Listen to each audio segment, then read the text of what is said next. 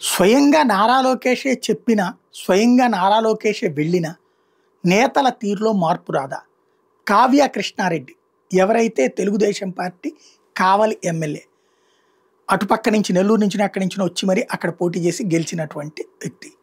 అక్కడ అంతకుముందు ఉన్న తెలుగుదేశం నాయకుడికి టికెట్ ఆపేసి ఈయనకి ఆర్థిక స్తోమత పరంగా ఎక్కువ ఉంది అన్నటువంటి ఉద్దేశంతో ఇచ్చారు. గెలిచారు కావలి సీటు. గెలిచిన తర్వాతన ఎవరైతే టికెట్ త్యాగం చేశారో ఆయన పట్టించుకోవాలి. పైగా అక్కడ ఉన్న సీనియర్లందరిని వదిలేసి ఈయన గ్రూప్ ఈయన మెయింటైన్ చేస్తున్నారు. ఈ మధ్యన ఆయన చనిపోయారు.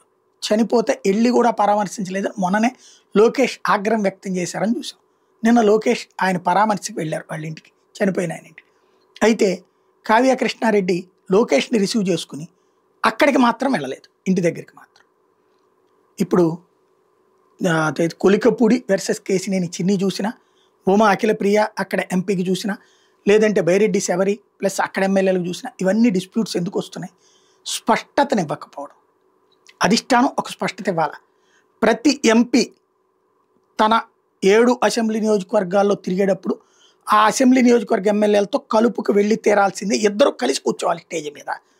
ప్రతి ఎమ్మెల్యే తన ప్రోగ్రామ్ని లోకల్ ప్రోగ్రామ్స్ లోకల్గానే నడుపుకోవాలి, ఎంపీలతో సంబంధం అక్కర్లేదు. పెద్ద కేంద్ర ప్రభుత్వ నిధులు వీటితో ఉన్నప్పుడు ఎంపీని కూడా కలుపుకోవాలి, లేదా విడప్పుడు కూడా సాధ్యమైనంత వరకు ఎంపీని కలుపుకుని వెళ్ళాలి, లేదా ఎంపీ టైం తీసుకుని ఎంపీని కూడా మస్ట్గా కలుపుకోవాలి. ఇదేదో ఒక స్పష్టత ఇవ్వండి. అలాగే స్పర్ధలు మీ ఇద్దరికి వచ్చినాయి, ఇగో ప్రాబ్లమ్స్, అది మీ ఇద్దరే కూర్చుని చర్చించుకోండి.